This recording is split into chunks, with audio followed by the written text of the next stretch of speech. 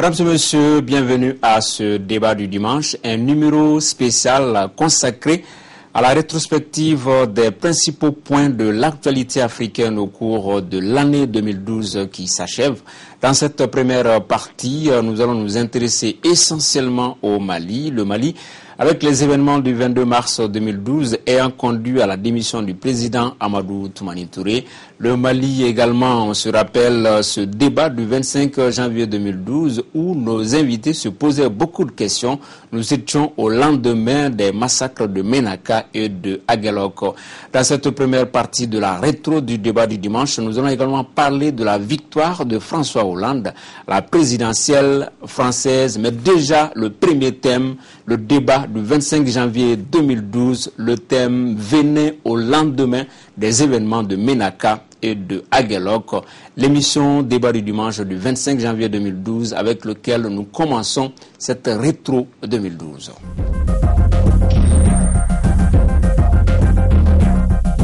Le Mali, justement, qui est un et indivisible. En tout cas, c'est la réponse que les autorités viennent de donner aux velléités sécessionnistes du mouvement de libération de l'Azawad.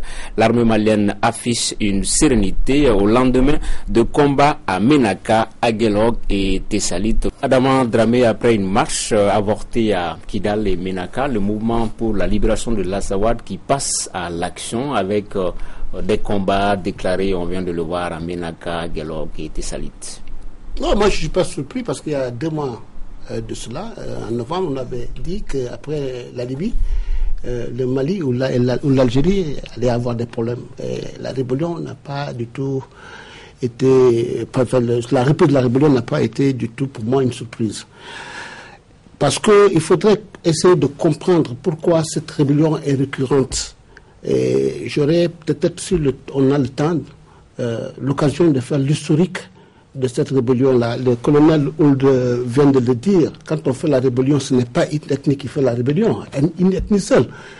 Mais cette rébellion... Vous n'êtes pas d'accord avec le terme rébellion? Si, c'est une rébellion. Il va être beaucoup plus... Moi, je vais être beaucoup plus explicite. Cette rébellion a commencé depuis la création de l'OCRS, ce qu'on appelait l'Organisation commune des régions du Sahara, qui a été créée par la France. Et il y a un décret... C'est pour ça que je suis venu avec un papier, c'est le décret 057-7 du 27 10e mois 1957. Et cette organisation commune des régions du Sahara est aujourd'hui ce que la rébellion appelle l'Azawad. D'abord, il y avait 2 grands ensembles. Ils ont dit il faut prendre deux départements algériens, le Sahara et l'Oasis, les cercles de Goundam, Tombouctou et Gao, pour ce qui concerne les limites de 1957. Le nord des cercles de Taoura et d'Agadez au Niger et la région du Bounou Andi jusqu'au Tibesti au Tchad. Voilà aujourd'hui ce qu'on appelle, c'est ce qui est aujourd'hui l'Azawad.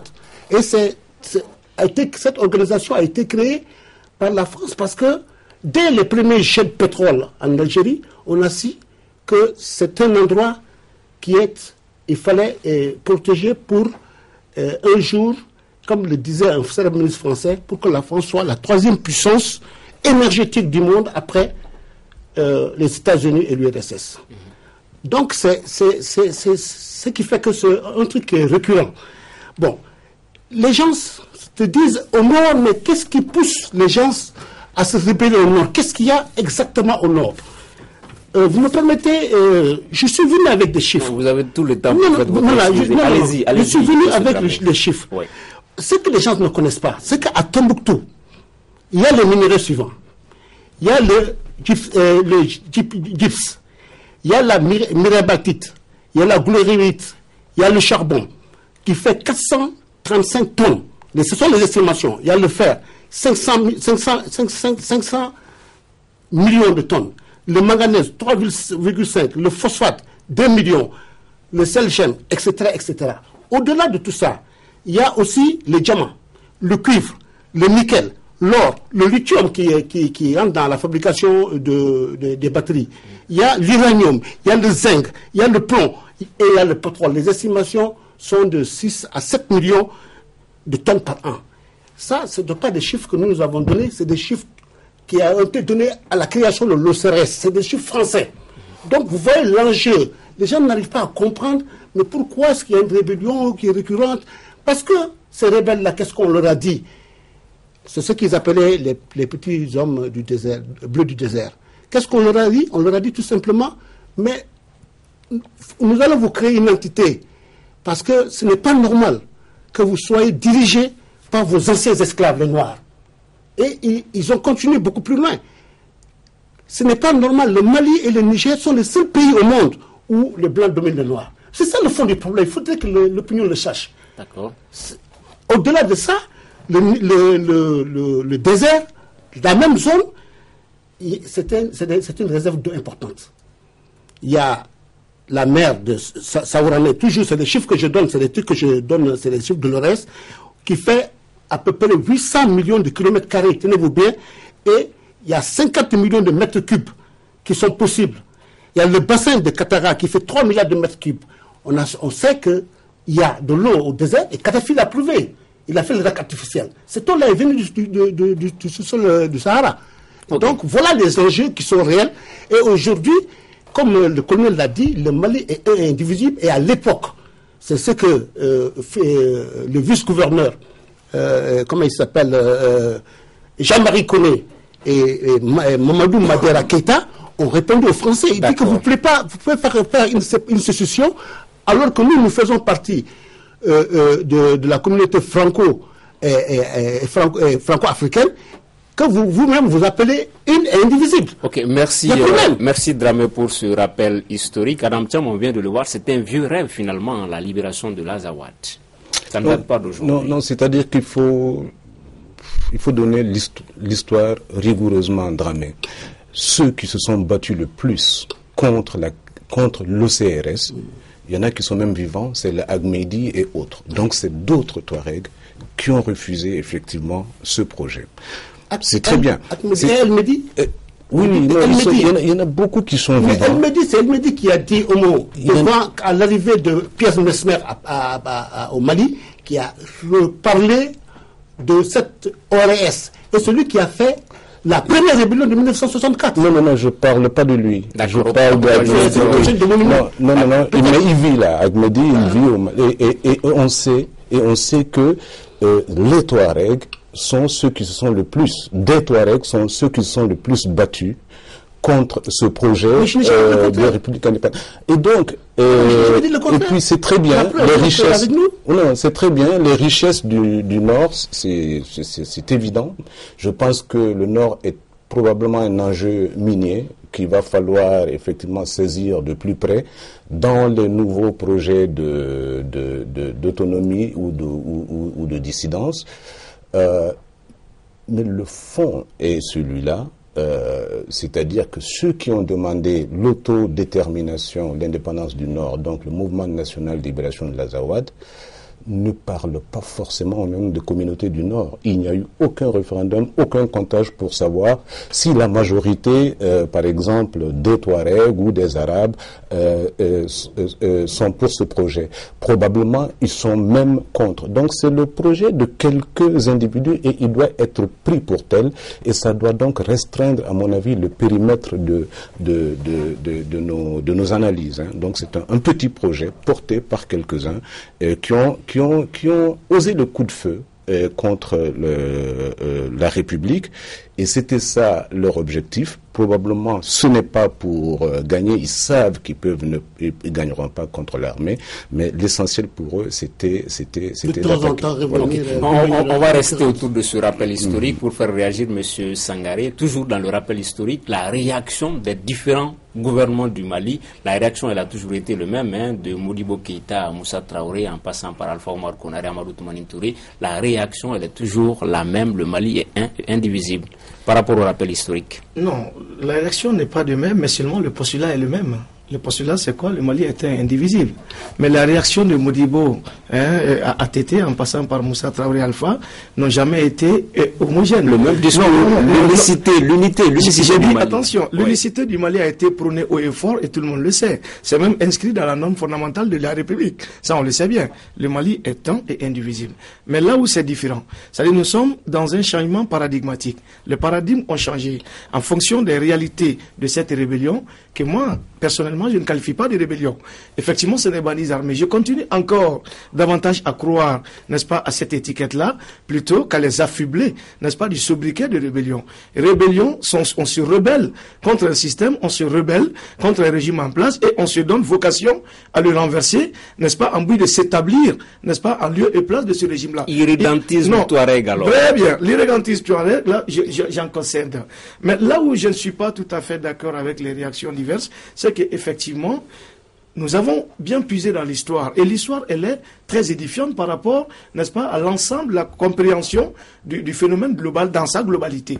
Mais là où les choses deviennent très difficiles, c'est que, comme l'a dit mon prédécesseur Adam Thiam, la communauté Touareg, juste là, ne s'est pas inscrite dans une dynamique d'unité. Ils n'ont pas claironné, n'est-ce pas, à l'unisson, la question de la sécession.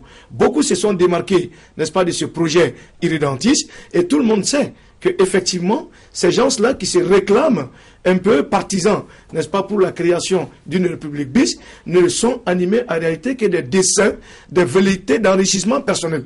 Tout le monde le sait. C'est-à-dire que ce n'est pas pour des raisons de création de république, mais ils sont inscrits sur des logiques comprador, je dirais même pas bureaucratiques, parce qu'ils n'en sont pas, mais ils se sont donnés, n'est-ce pas, comme volet, comme filon, c'est-à-dire le terreau fertile de cette rébellion, c'est-à-dire ils se servent de la pauvreté de la population locale pour essayer, n'est-ce pas, de surfer sur la vague, essayer de faire créer un peu la contagion autour de la population en parlant d'irrédentisme. Serge Daniel, par rapport à ce premier point. Ce que je voulais dire sur le plan de l'histoire, c'est que au départ, des puissances occidentales, notamment la France, avaient donné l'occasion aux Touaregs de devenir indépendants. Ce sont les Touaregs qui ont dit non. Amada Bibi, qui est député à l'Assemblée nationale aujourd'hui, il explique très bien, il y a 10 ans, il m'expliquait ça, il dit, nous, nos parents, on leur avait proposé de former un État, nous avons dit non, nous sommes maliens, nous voulons rester maliens. Quand on parle de Touaregs, ils sont nombreux, c'est la communauté. Vous avez les Touaregs de la tribu des Chamanamas, vous avez les Iforas, vous avez les Tagamalets, vous avez les Imrad. Quand on dit Touareg, il ne faut pas pouvoir généraliser, je ne pense pas que ce soit normal. Ça s'est passé en 60, ça s'est passé dans les années 90, ça s'est passé en 2006, pardon. Nous vivons une situation aujourd'hui, c'est toujours des Touaregs qui sont armés, mais ce n'est jamais la même chose, ce n'est jamais le même visage d'une rébellion. Moi, je pense que ça s'est déclenché récemment, essentiellement pour une raison, c'est parce qu'il y a des Touaregs armés qui sont revenus de la Libye. C'est le prolongement de la crise libyenne que le Mali est en train de vivre aujourd'hui. Si ces armes, les armes de Staline, les canons, etc., n'étaient pas revenus de Libye, ça n'aurait pas pris cette intensité. C'est ce que je veux dire. La réalité du terrain m'amène à dire cela. Adam Thiam, est-ce que c'est le même visage, la rébellion des années 80-90 avec celle de maintenant? Écoutez, il y a une rébellion très restreinte en 63. Okay. C'est dans le seul cercle de Kidal à l'époque. Puis il y a eu la rébellion de 90 qui était plus large, que la République n'a même pas voué aux gémonies. Au contraire, la République a accepté l'argumentaire de la rébellion. C'est pourquoi il y a eu le pacte national avec à la clé les insertions de plusieurs ressortissants, en fait de plusieurs combattants des rébellions dans l'armée. Le président Touré disait dans son discours d'avant-hier que de 2003 seulement, maintenant, il y a eu 14 000 jeunes intégrés dans l'armée. Vous verrez effectivement que probablement la majorité sont les ex-combattants. Les ex-combattants. Et donc, la rébellion de 90 a permis effectivement de démocratiser l'accès à l'armée, qui était verrouillé, il faut le reconnaître, et cela a permis effectivement l'enrôlement de plusieurs ex-combattants. Et quelle est la situation que nous avons aujourd'hui quand nous parlons d'irrédentisme? Il faut voir que le gros des effectifs qui se battent au nord, c'est des intégrés du nord, ok, qui se battent sous le drapeau de la République. Et donc c'est peut-être ça qu'il faut dire pour éviter le genre de stigmatisation qui peut mettre l'huile au feu. On a déjà entendu sur des radios d'ici, effectivement, stigmatiser pratiquement toute la communauté nomade, alors que l'armée de la République aujourd'hui est majoritairement, celle qui se bat en tout cas au nord, est majoritairement composée d'ex-combattants intégrés. Il y a de bons Maliens au sein de la communauté. Serge parlait du retour des ex-combattants de la Libye, mais est-ce que cette situation n'est pas à la limite incompréhensible, d'autant qu'ils ont été reçus, ces combattants, au niveau du palais de Koulouba, il y a quelques jours, quelques semaines, Dramé. Qu'est-ce qui s'est passé finalement? Pas tout le monde. Certains quand même ont été reçus. Ils étaient environ 500. Ouais. Il y a 300 qui ont voulu réintégrer la République du Mali, qui se sont dit qu'ils sont revenus chez eux. Mais par contre, il y a d'autres qui ont plus de maquis. Et je crois que c'est parmi ceux-là que la rébellion a repris. Okay. Sinon, ils ne sont pas tous entrés. Sur le terrain, qui sont-ils réellement? Attention, je voulais dire, il y a deux groupes. On sait qu'ils sont revenus de Libye. Parmi les deux groupes, il y a ceux de Takalo, donc les Imrades, qui ont dit qu'ils restent avec la République, ok, et qui ont été médiatisés.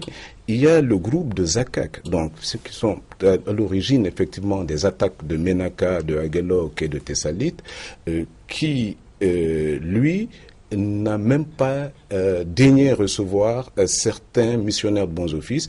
En tout cas, la dernière mission de l'Assemblée nationale qui les a contactés est revenue avec le message suivant: nous voulons l'indépendance. Et donc, il y a aussi là aussi un très grave danger à dire que ceux qui se battent aujourd'hui, malgré les faveurs que la République leur a fait, ce sont par exemple les gens qui sont venus, que le président a reçus, auxquels on a donné 50 millions. Ce groupe reste avec la République. Oui, okay? Et le problème, c'est un problème d'information, c'est un problème de manque de communication qui fait croire aujourd'hui effectivement voilà, c'est ce groupe qui se bat. Je pense que sur le terrain, il y a 3 à 4 catégories de rebelles. Vous avez ceux qui sont revenus de la Libye et qui n'ont pas intégré le processus de paix. Vous avez un groupe qui faisait partie du groupe du fameux Ibrahim Agbanga, tué dans un accident de circulation il y a quelques mois. Et vous avez ensuite des déserteurs de l'armée régulière. Je pense que voilà les 3 composantes qui sont sur le terrain aujourd'hui, mais c'est pas une composante homogène. Vous n'avez pas, dans la structure de ce qu'on appelle le MNLA aujourd'hui, vous n'avez pas un leader charismatique qui peut dire, voilà, c'est moi le chef du MNLA. Quand vous voulez communiquer, par exemple, il y a 4 chargés de communication qui donnent des avis contraires d'ailleurs sur le terrain. Et ce qui frappe également dans l'organisation de ces rébellions-là, de ce qu'on peut appeler une rébellion décente, c'est que si vous faites attention à ceux qui ont attaqué Menaka, ceux qui ont attaqué Aguelok, ceux qui ont attaqué Tessalit, c'est tribal. C'est-à-dire une tribu s'est réunie essentiellement pour attaquer Menaka, l'autre Aguelok. Donc c'est pas unitaire, c'est ce que je veux dire. Mais ce sont quelles tribus, Serge? Ça dépend. Vous avez eu les Chamanamas qu'on a vu vers, par exemple, Menaka. Vous avez vu une dominante Iforas vers Tessalit, et ainsi de suite. Mais comment est-ce qu'elle s'est établie, la connexion avec le MNLA? On connaissait le mouvement national de libération depuis quelques années, mais l'intégration des ex-combattants de la Libye, est-ce que c'est pas un coup du MNLA, le fait de pouvoir les enrôler? Le MNLA, je le dis parce que je le pense, le MNLA n'a aucune autorité sur les forces militaires sur le terrain. Les militaires, je me souviens lorsque la délégation des députés a été rencontrée, les rebelles, les futurs rebelles et le MNLA, je me souviens, il y a un communiqué qui devait être co-signé par les députés et par les responsables du MNLA. Les militaires, c'est-à-dire les rebelles, surtout ceux qui sont revenus de la Libye, ont demandé aux jeunes du MNLA de ne pas signer le communiqué. Ça veut dire que le MNLA n'a aucune emprise réelle sur le terrain, sur les militaires aujourd'hui. Du moins, c'est à la date d'aujourd'hui. Omar Sangari. Bon, je pense bien, la question de la connexion, tout le monde le sait bien, il n'y a pas un dénominateur commun entre ces factions rebelles. Tout le monde le sait bien. Parce qu'à un moment, on disait que le MNLA n'est que virtuel. Mais aujourd'hui, il est que virtuel à un moment. Il a circulé sur le MNLA n'a jamais été virtuel. Le MNA, Mouvement National de l'Azawad, lui, l'a pu être. C'est-à-dire qu'il y a une combinaison. C'est-à-dire le MNLA, c'est la réunion, c'est la fusion de 2 mouvements. C'est la fusion du deux mouvements. Oui. L'ex-mouvement de Ibrahim Agbanga et ce qu'on appelait sur Internet le MNA, voilà. qui avait un côté virtuel. Ben voilà. Voilà. Qui avait un côté virtuel. Voilà. Je crois que le MNLA est déjà l'aile politique de la rébellion armée, ou tend à l'être. Hein, je suis d'accord. Ou tend à l'être. Et donc, il y a bien un lien entre le MNLA et les attaques. Ça, personne n'a doute. Mais c'est pas le MNLA qui est sur le terrain, je veux dire. Ah non, le MNLA est une aile politique. Voilà. D'accord, Adam. Ce qui me serait beaucoup intéressé, c'est la manière de gérer cette crise-là, une bonne fois pour toutes. On parlait de la rébellion de 64, qui a été réprimée dans le sang. Et on a attendu 27 ans pour que cette rébellion. Le leader en 64, il s'est allé se réfugier en Algérie. Et Ben Bella l'a arrêté, l'a renvoyé au Mali. Voilà. Et on ne va pas faire l'apologie. Non. On ne va pas faire l'apologie des méthodes par lesquelles. Non, laisse-moi finir. C'est un peu même paradoxal. L'Algérie sert aujourd'hui derrière. Aujourd'hui, nous continuerons à mener nos trucs. Ça veut dire que ils ne sont pas dans une dynamique de cessez-le-feu. D'accord, mais le président de la République était très clair. Il a fait du pédalo. Mais moi je crois que le seul langage que la rébellion comprend, c'est un langage de force. Qu'on ne le veuille pas. Et dans tous les pays où il y a eu la rébellion, que ce soit en Europe, que ce soit en Espagne, que ce soit en Irlande, que ce soit un truc, c'est des gars qui ne négocient que quand ils sont en position. Maintenant, c'est la faiblesse qu'on a vu là. Et je crois franchement que c'est la seule et unique manière de mettre fin à cette rébellion.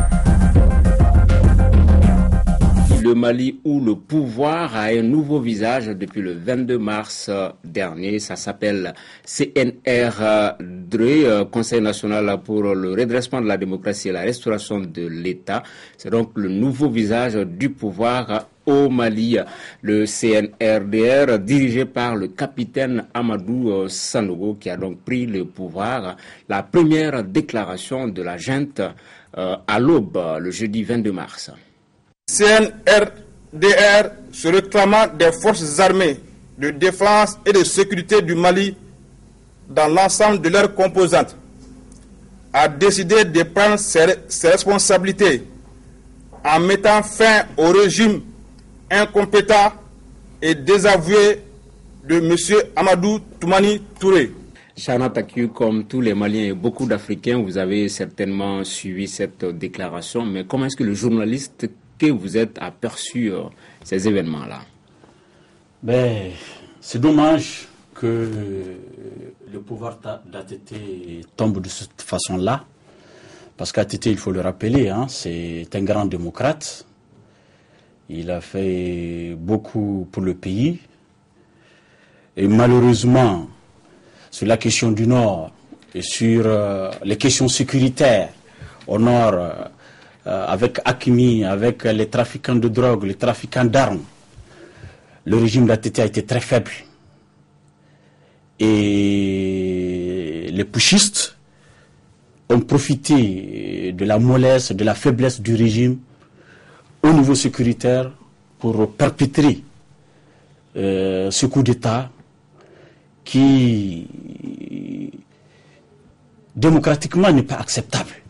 C'est un coup d'État, ça a été perpétré, et c'est parti, et c'est dommage, c'est regrettable, mais c'est la vie, on continue. Est-ce qu'il fallait s'y attendre, Serge Daniel? Il y a deux choses qui m'ont frappé. Alors, donc, la veille, vous avez une manifestation de jeunes, de Kati, qui réclamaient des meilleures conditions de vie. Et ensuite, le lendemain, vous avez une manifestation de militaires. Vous avez le général Sadio Gassama, ministre de la Défense, qui va au camp de Kati, Souniata Keïta.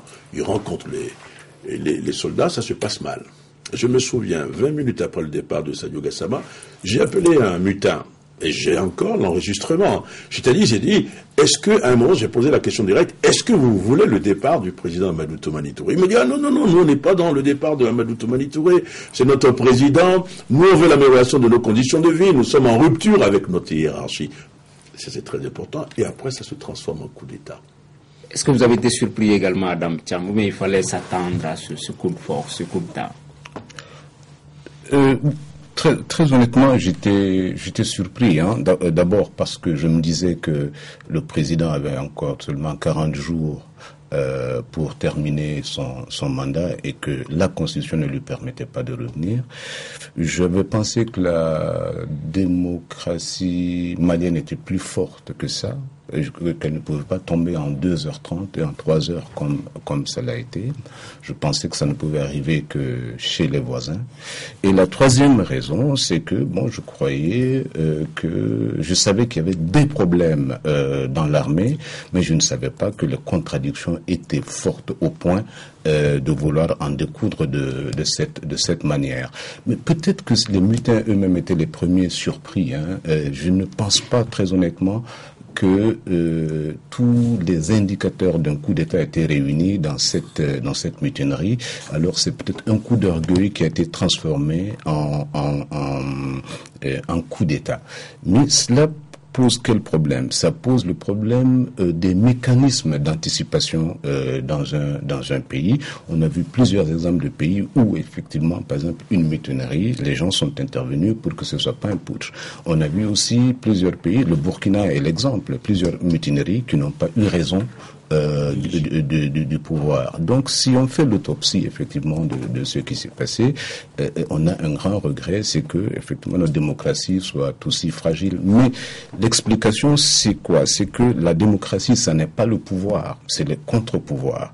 Quand il n'y a pas de contre-pouvoir dans un pays, tu ne vois pas les choses arriver et cela fait quand même une décennie que nous le disons, qu'il faut accepter que le contre-pouvoir se développe parce que c'est ça demain la digue pour la démocratie. Beaucoup disent quand même que la sonnette d'alarme avait été tirée au lendemain de ce match Mali-Togo, au lendemain également de cette marche par rapport au corps des personnels de la famille, la marche des épouses des militaires.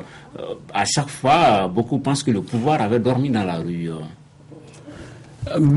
Vraiment... Mali, Togo, code de la famille, tout ça là, c'était loin vraiment d'un coup d'État ou bien de faire tomber le régime. Ce qui a été décisif, c'est vraiment l'humiliation de l'armée. Tout le monde a vu le carnage d'Aguelhok, tout le monde a vu les photos. Et l'absence de communication de l'armée, nous l'avons dit ici, l'armée ne communiquait pas. Il y avait des carnages, il y avait des tueries, il y avait des défaites. Au niveau de la hiérarchie, on ne communiquait pas. Et c'est la presse qui informait les militaires. Et les militaires étaient inquiets, s'interrogeaient. Est-ce que ce que tel journal ou telle radio a dit était vrai? Okay. Donc, M. Tangara, je pense que ce qui a été décisif, c'est vraiment les différents échecs de l'armée. Parce que depuis le 17 janvier jusqu'à nos jours, l'armée n'a engagé aucune victoire. Et certains nous en voulaient quand nous disons que le MNL a fait telle victoire. Les gens pensaient qu'on était même MNL là. Alors que nous sommes des journalistes, nous disons ce qui est. Nous ne pouvons pas donner à l'armée des victoires qu'elle n'a pas engrangées. Moi, ce que je pense qu'on n'a pas encore, au moment où nous parlons actuellement, on n'a pas encore tous les éléments pour comprendre. Et il faut dire les choses de telles qu'elles sont. Il y a les causes immédiates. Moi, je pense effectivement qu'au sein de l'armée, il y avait un moment, un divorce entre... J'ai écouté le président Tété un jour, le mois dernier. Il disait, les primes générales d'alimentation, nous les avons données à tous les militaires sur le terrain. Mais 3 jours après, il y a un soldat qui était en faction dans la région de Gao, qui m'a appelé en me disant, non, mais le président n'est pas informé de tout. Nous, la prime générale d'alimentation, notre chef divise cette prime en deux. C'est-à-dire qu'il y avait une rupture. L'armée n'est pas démocratisée. Je termine. Il y avait une rupture à un moment. Il y avait des problèmes entre la base et la chaîne de commandement. Et ce qui est frappant, c'est que sur les images que vous voyez, nous voyons un capitaine, un commandant, un responsable de la police, mais tout le reste, ce sont des hommes du rang. Lorsque je suis allé rencontrer le capitaine Amadou Sanogo au camp Souniata Keïta de Kati, ce qui, moi, m'a frappé d'abord en rentrant, il a fallu dépasser une centaine de militaires, mais les centaines de militaires, ce sont tous des hommes du rang. Est-ce que vous voyez? Adam Thiam, avant d'écouter justement le capitaine Sanogo, Adam Thiam. C'est-à-dire, oui, je crois que c'est un coup des hommes du rang. C'est très clair. C'est pas des gens auxquels tu vas venir parler du protocole additif de l'Union africaine ou de la CEDEAO prévenant les coups d'État. Et ce qui s'est passé au Mali, illustre encore une fois la tragédie d'un continent qui veut la démocratie, c'est certain. Il y a eu beaucoup moins de coups d'État entre de 1980 à de 1960 à 1990, il y avait 53 coups d'État. De 90 à maintenant, il y avait 23 coups d'État. Et depuis que le protocole a été, depuis la naissance de l'Union africaine et puis de la nouvelle CEDEAO, il y a 13 coups d'État. Mais ça veut dire donc que ça n'est pas les textes qui empêchent les coups d'État. Et le coup d'État est un cheminement, n'est-ce pas? Et je crois que ce qui le facilite, c'est l'absence de voyants, soit le fait qu'on ne fait pas attention au tableau de bord. Mais une fois que ça arrive, c'est terminé. Ce qui est arrivé, et maintenant, quel que soit le schéma pour corriger cela, c'est qu'il y a une rupture que nous n'aurions pas dû avoir. Et il ne faut pas non plus donner l'impression de justifier ce putsch. Il n'est pas justifiable. Ça n'est pas parce que l'armée ne reçoit pas son PGA ou parce qu'il y a un malaise qu'elle doit forcément faire un coup d'État. Il y a des mécanismes dans un pays pour gérer les crises. Je crois que tout le monde condamne. Voilà. Bien sûr, démocrate, on est obligé de condamner. Voilà. Moi, je condamne des élections, mais il y a un environnement qu'il faut analyser, etc. Ce que je voulais ajouter, vous parliez tout à l'heure du capitaine Sanogo. Il y a quelque chose qui me frappe. Quand je lui ai posé la question, parce qu'il a bien voulu me recevoir dans le cadre de mon boulot, j'ai dit, la transition va durer combien de temps? Il m'a dit, écoutez, nous, c'est pas une transition militaire qu'on va faire. On va associer tout le monde. Alors, la question qu'on peut se poser aujourd'hui, les militaires sont là pour combien de temps?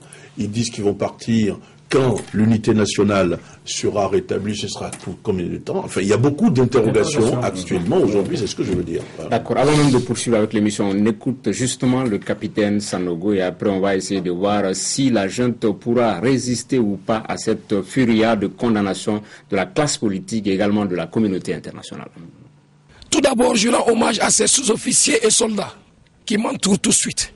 Ils sont l'initiateur.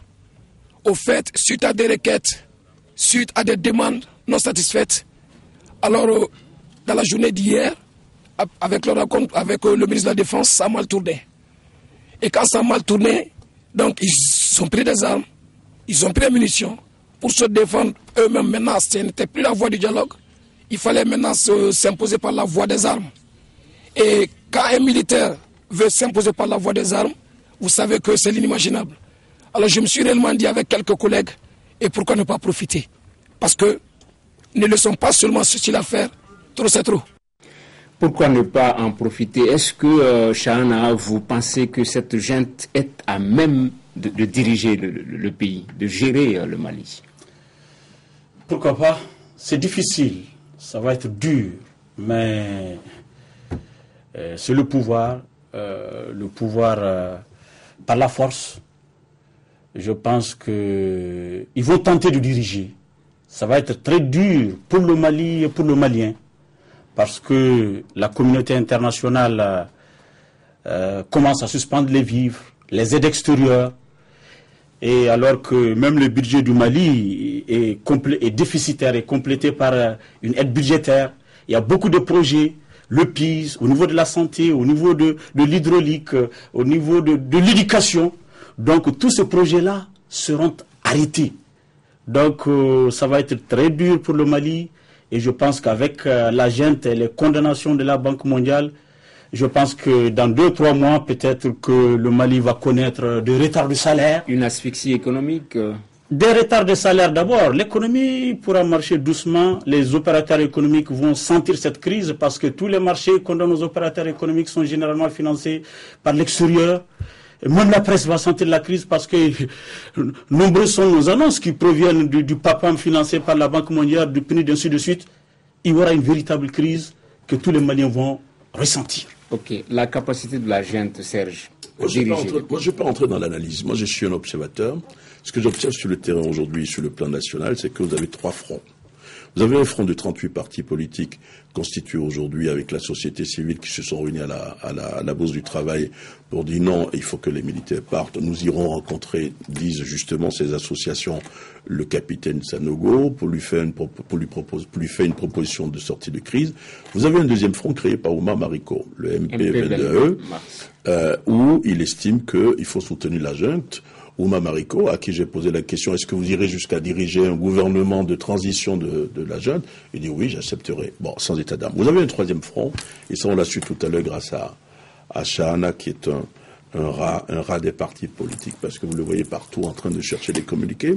Là, c'est la position du SNID qui était très intéressante.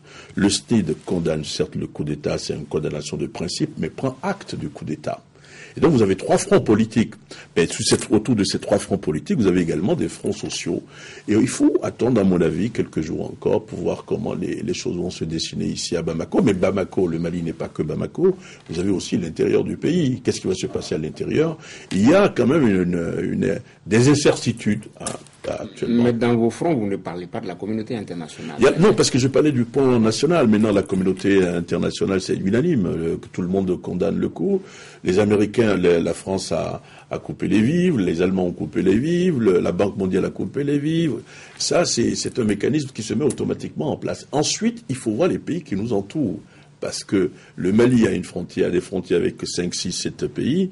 Tous ces pays-là condamnent le coup, sauf un, je crois.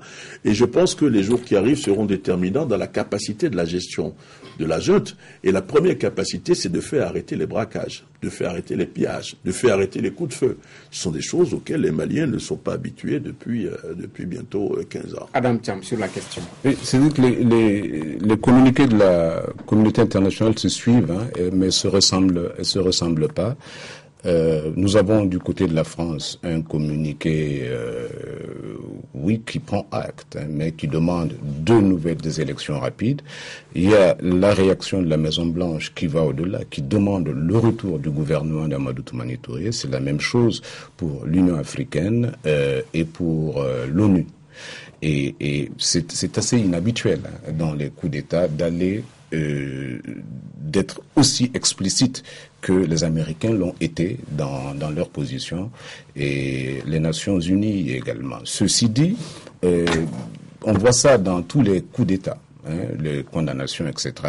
Et si la communauté internationale était conséquente et respectait ses propres engagements, il n'y a aucune possibilité d'avoir quelqu'un comme Abdulaziz Mauritani à la tête de la Mauritanie. Donc il est issu d'un putsch, un putsch contre les meilleures élections que la Mauritanie ait jamais organisées. La capacité d'Aziz de résister aussi par rapport au régime de transition à l'époque. Voilà, ce que je veux dire, c'est que en fait les condamnations, oui, peut-être on va pouvoir contraindre la junte malienne à rentrer dans les casernes très vite, plus vite, mais le mal est fait, c'est-à-dire la démocratie est rompue. On peut simplement la rétablir. Et ce que Serge disait en off, c'est vrai, il y avait une rupture entre la base et le sommet de l'armée, et on est encore au Mali où toutes les crises majeures ont été résolues dans un putsch. C'est cela en 68, c'était cela en 91 et c'est cela en 2012. On va parler des deux mouvements en soutien et également en défaveur à la junte, le MP22 de Oumar Mariko et puis d'autres partis politiques, également le Front pour le Front du refus pour la République et la démocratie qui vient d'être constitué. Voilà des acteurs du Front du refus pour la République et la démocratie. Lundi 26 mars, il y a le MP22 qui organise un rassemblement à la Maison des Jeunes. Africable Télévision, pour équilibrer l'information, prendra également les témoignages, les réactions de MP22. Mais bien avant, est-ce qu'on peut dire que la survie de la junte dépend de ce rapport de force-là entre le Front du refus constitué de l'UNTM, des 38 partis politiques, et le MP22? Est-ce que la junte doit sa survie au combat, au rapport de force entre ces deux entités? La survie de la junte dépend de trois choses, à mon avis. La première chose, c'est sa capacité à gérer le pays, même si c'est pour quelques mois, quelques temps. Dans l'immédiat, ce qu'on voit, moi je connais un peu les Maliens n'aiment pas trop de bruit. Si vous demandez aux gens demain de repartir au travail, de recommencer à travailler et que ça tire dans la rue, vous n'aurez personne. Et donc, ça va créer une crise. Rétablir l'ordre. Le rétablissement de l'ordre, ça c'est la première chose. Évidemment, nous sommes dans un environnement aujourd'hui où il y a un processus démocratique qui est en cours dans un pays comme le Mali. Vous avez une centaine de partis politiques. La survie de la junte va dépendre également de sa capacité à discuter avec ces partis politiques. Puisque la junte elle-même dit, nous ne sommes pas là pour rester. Et je pense que c'est la deuxième chose. La troisième chose, c'est vis-à-vis de la communauté internationale. Il y a une délégation de la CEDEAO qui est arrivée ici pour rencontrer la junte. La délégation n'a pas pu voir en personne le capitaine Sanogo. Ils se sont parlé au téléphone. Ça fait mauvaise impression à la CEDEAO, d'après mes informations. En revanche, il y a une délégation de la junte qui a été reçue par la CEDEAO. Ça veut dire que la communauté internationale, tout en critiquant, tout en condamnant ce coup d'État, tout en disant il faut un retour à l'ordre constitutionnel, cette communauté internationale souhaite néanmoins discuter avec la junte. Donc ça va dépendre aussi de la réaction de la junte. Oui. Moi je pense que faut pas que les gens se trompent. Le retour à l'ordre constitutionnel normal, je pense qu'il y a deux lectures. Première lecture, certains pensent que retour à l'ordre constitutionnel normal veut dire rétablir ATT dans ce droit, le ramener au pouvoir. Pour d'autres, rétablir l'ordre constitutionnel normal, c'est d'aller très vite aux élections. Et pour ma part, moi je pense que dans les conditions actuelles, il est très difficile qu'ATT revienne au pouvoir. La junte pourrait discuter avec la classe politique, la société civile. Ensemble, ils pourront trouver un calendrier. On va faire une transition comme ils le souhaitent avec les civils. Ils vont organiser des élections dans un délai raisonnable. Elle est de plus en plus isolée, alors. Adam Thiam. Non, moi, je voulais juste terminer, mon analyse. Il n'y a pas de mouvement, il n'y a pas d'enthousiasme, d'hystérie populaire à ce coup d'État comme on l'a eu avec celui de ATT en mars 91, c'est évident. Parce que les gens sont gênés. C'est pas normal qu'après 21 ans, nous ayons un coup d'État ici. De la même manière, nous n'avons pas eu l'espèce de vague orange, n'est-ce pas, à l'ukrainienne pour empêcher le putsch. Et donc, ça s'interprète. Ça s'interprète selon cette tendance. Pour ce qui me paraît être la réaction de la classe politique ou de la société civile, oui, il faut faire attention à ce que et la junte doit faire attention à ce qu'elle ne soit pas un enjeu, entre les mains de ceux qui ne peuvent compter que sur la revanche, pour revenir, il faut qu'elle évite d'être l'enjeu de ceux qui n'ont en tête que l'élection présidentielle. C'est-à-dire, c'est le Mali qui compte. Et on l'a dit il y a 2 semaines sur ce plateau, nous le redisons. La classe politique malienne a obligé le pays d'aller en résistance aujourd'hui. Il y avait les moyens de faire en sorte qu'il y ait une médiation entre la junte et le pouvoir ce mercredi. Et ce mercredi à 21h, il n'y avait qu'un leader politique et un représentant de la société civile qui se sont retrouvés à l'UNTM. Donc, il ne faut pas qu'on essaie de venir jouer aux pompiers de la 25e heure. Ce qui s'est passé au Mali est d'une tristesse grave pour la République. C'est triste même pour la junte. C'est triste pour l'Afrique parce que nous sommes quand même le pays qui a le mieux donné à la CEDEAO et à l'Union africaine. Concernant la classe politique, Serge, permettez-moi une seconde. Premier thème de cette émission, la France, le pouvoir bascule à gauche. Le Parti socialiste revient à l'Élysée 17 ans après François Mitterrand. Hollande devient donc le 7e président de la 5e République. Les résultats, on les voit sur ces images qui vont venir d'un instant à l'autre. 51,90% pour François Hollande. Et bien évidemment, le candidat malheureux Nicolas Sarkozy a été le premier à se prononcer devant ses militants. Nicolas Sarkozy, que nous écoutons ici. France a un nouveau président de la République. C'est un choix démocratique, républicain. François Hollande est le président de la France, il doit être respecté. Et je veux lui souhaiter bonne chance au milieu des épreuves. Ça sera difficile, mais je souhaite de tout cœur que la France, qui est notre pays, qui nous rassemble, réussisse à traverser les épreuves. Je veux remercier les millions de Français qui ont voté pour moi. J'ai tout fait pour faire gagner les idées qui nous rassemblent. Je n'ai pas ménagé ma peine. Je me suis engagé totalement, pleinement. Mais je n'ai pas réussi. Voilà, c'est Daniel Nicolas Sarkozy qui perd. Est-ce qu'on peut parler de vote de rejet, de vote sanction? Moi, c'est ce que j'allais dire. Je pense que ce n'est pas François Hollande qui a gagné les élections. Je pense que c'est Nicolas Sarkozy qui a perdu les élections. C'est un vote sanction. Ça, c'est la première chose. La deuxième chose, c'est que pendant 5 ans, Sarkozy nous a habitués à un style de gouvernement qu'on n'a jamais connu en France. C'est un président qui a divisé les Français. Il n'a pas créé les richesses en termes de développement. Le développement, ce n'est pas le partage des richesses, mais la création des richesses, pour moi. Ce que lui, il a fait plutôt, c'est de sauvegarder les richesses dans les mains de ses amis riches. Il n'a pas donné l'impression de rassembler, il a plutôt donné l'impression de diviser sur tous les sujets, l'immigration, le pouvoir d'achat. Il a dit travailler plus pour gagner plus, mais finalement, les gens ont travaillé plus pour gagner moins. Finalement, il a été sanctionné. Et puis bon, Hollande est arrivé, vous savez, c'est une nouvelle ère. Thiegoum, que vous allez interroger tout à l'heure, il a des lunettes à la Hollande un peu. C'est l'heure du temps. Voilà. Il n'est pas candidat. Voilà. Tout à fait.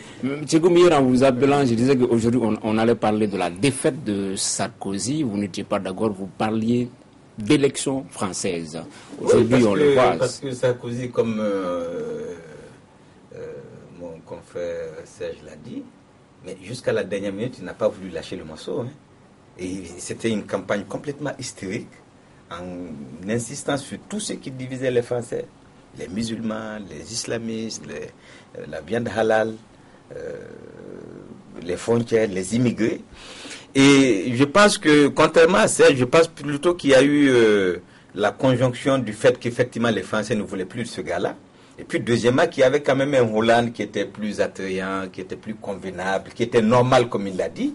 Et les Français n'ont eu aucune peine à le choisir contre Sarkozy, qui les a profondément choqués, qui les a profondément divisés. Adam Thiam, par rapport à la défaite de Sarko, sinon à la victoire de Hollande.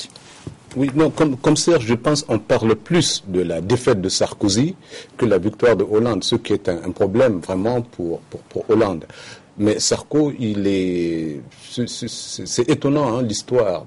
Il rejoint Giscard. Et j'allais même dire un peu Kadhafi, sauf qu'il n'a pas eu le sort de Kadhafi. Il content là où il est. Ouad aussi. Ouad. ATT, ben voilà. Hein, donc qui me paraît être une grande victime des printemps arabes, un peu de la crise libyenne. Mais qu'est-ce qui est arrivé? Je crois que Sarko a essayé une américanisation de la vie politique française qui ne marche pas dans les pays latins. Aux États-Unis, on peut accepter de voir un président en jean. En France, on ne l'accepte pas. Et Sarkozy était fasciné par le modèle anglo-saxon qui l'a amené, en plus des libertés qu'il a prises vis-à-vis de certains de ses amis bien nantis, comme cet arrosage au Phuket. Les niches fiscales. Voilà, les niches fiscales, les voyages avec Bolloré. Je crois qu'il a été victime de tout ça. Mais c'est un peu surprenant, puisque lors de l'investiture socialiste, on parlait beaucoup plus avec Hollande de gauche molle. Hein. Et aujourd'hui, il contredit toute cette thèse-là, n'est-ce pas un peu? Écoutez, gauche molle... Oui, il n'y a jamais eu de gauche molle. Gauche molle, gauche forte, gauche caviar. Le problème, c'est que Hollande est élu. Très rapidement, ce soir, d'après ce qu'on a appris, il va téléphoner à à la chancelière. Donc forcément, le couple franco-allemand il doit fonctionner pour que l'Europe fonctionne, mais doit fonctionner aussi pour que la France fonctionne. Hollande, dès ce soir, à partir de sa prise de fonction, ce sera les mêmes problèmes du chômage, problème du pouvoir d'achat, etc. Donc c'est à lui maintenant de montrer qu'il peut, à la tâche, résoudre ces problèmes des Français. Et voilà. Nous, Africains, dans tout ça, moi, je reviens sur le fait que Hollande a gagné. Okay. Parce que je me rappelle qu'en avril 2011, quand il se lançait dans les primaires du Parti Socialiste, déjà les gens le prenaient pour un fou, parce qu'on n'avait pas encore eu l'histoire de Strauss-Kahn. Et au fur et à mesure, il s'est battu une stature. Et même aux primaires, tous les candidats qui avaient été battus l'ont allié automatiquement pour passer le cap. Et pour la présidentielle où il vient de gagner, j'insiste sur le fait qu'il a gagné, en dehors de Marine Le Pen, tous les autres candidats ont voté pour lui. Donc je pense que il a creusé son sillon, il a pris ses responsabilités, mais je suis d'accord avec ça, c'est vraiment au pied de mur qu'on reconnaît le maçon. Maintenant, nous, Africains, nous, Maliens surtout, je pense que c'est une bonne nouvelle pour nous. Parce que quand on sait que Sarkozy et tous ces gens qui vont quitter le pouvoir demain ou après-demain, en tout cas au 15 mai ou plus tard, c'est quand même eux qui sont derrière le MNLA qui a foutu un peu le bordel chez nous au nord. Et je pense que Hollande, avec tous les problèmes qu'il va avoir sur les bras, pensera quand même aux otages qu'il y a sur notre territoire et certainement nous aidera, je crois, à avoir une autre France par rapport à la crise qu'on a. Adam Thiam, est-ce qu'on va assister à une nouvelle donne dans les relations franco-africaines avec l'avènement de Hollande? Il faut dire que Sarkozy cristallisait un certain nombre de choses. Donc, les restrictions des visas, une politique d'immigration choisie, des accords de partenariat économique qui paraissaient pas servir les intérêts de l'Afrique. Je ne pense pas que ces choses-là changeront. Fondamentalement. Parce que les restrictions de visas, la politique d'immigration est une directive de l'Union européenne, tout comme les accords de partenariat économique. Ce que nous pouvons avoir, c'est une différence peut-être de style. Autant Sarko, c'était la désinvolture, l'arrogance, autant Hollande ressemble à quelqu'un de plus mesuré. Et nous pouvons avoir aussi une espèce de shift dans la diplomatie française qui est quand même tombée dans le tout sécuritaire sous Sarkozy et qui peut aller vers le développement de grands partenariats entre la France et l'Afrique, ce qui a pratiquement disparu. Pour une fois, je suis d'accord avec Adam. Je pense, pour une fois, parce qu'on s'entend pas souvent. Le problème, c'est que l'originalité n'est pas dans la matière, mais dans la manière. Il va y avoir un changement de style, forcément. Hollande, c'est pas quelqu'un qui va prendre son avion. Je le vois pas prendre son avion comme Sarkozy l'a fait ici, en arrivant à 20h. Temps universel à l'aéroport de Bamako, chercher un otage et repartir 1 heure. Il y avait une arrogance dans son style, si vous voulez. Mais ça, il ne faut pas penser que à mon avis, l'arrivée de Hollande, que l'Afrique, ça va changer, que l'aide au développement va tripler, etc. Non, je ne pense pas que ça sera aussi facile. Parce que le problème de Hollande d'abord, ce sera la France. La France, la douce France, la mère France. Et ça, il ne faut pas l'oublier. Ok. Hollande, Thigoum, il n'aura pas jusqu'à dire que peut-être l'homme africain n'est pas entré dans l'histoire. Non, parce que Hollande, comme mes confrères l'ont dit, c'est un homme profondément mesuré. Il pèse chaque mot. Et lors des débats, malheureusement, ils ne sont pas allés un peu au fond. Même sur l'immigration, il a quand même été plus tranchant que Sarkozy. Des étrangers. Donc, je pense que les premiers problèmes auxquels il va être confronté, c'est d'abord les problèmes des Français. Le chômage, la crise de l'euro qui n'est pas terminée, ses rapports avec Angela Merkel. Et nous, peut-être qu'on viendra en deuxième ou troisième position. Quoi. Et comme je l'ai dit, franchement, moi, Malien, ce qui m'intéresse, c'est de voir comment la nouvelle France, disons la nouvelle diplomatie, va nous aider à éradiquer un peu le problème qu'on a au nord du pays. Surtout qu'ils en ont parlé lors du débat. Le Mali est le nom du seul pays africain qui était prononcé lors du débat entre les deux. Et Sarkozy, rapidement, Hollande a dit quelque chose d'important. Il a dit, je n'ai pas en main toutes les clés de l'affaire. J'attends une passation, effectivement, donc on va le voir à l'œuvre et que ça pourrait devoir changer. Peut-être que après Merkel, il va appeler le capitaine Sanogo ce soir. Voilà.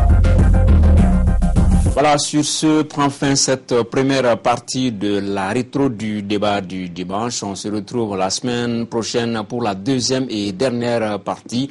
Et dans cette séquence, nous allons nous intéresser à la réélection de Barack Obama. On va également parler de la République démocratique du Congo, la prise de Goma par les rebelles, la République centrafricaine ou le transfèrement du président Laurent Gbagbo devant la Haye. Ce sera la semaine prochaine dans la deuxième et dernière partie de la rétro du débat du dimanche. Merci d'avoir suivi la présente émission et à la semaine prochaine, Inch'Allah.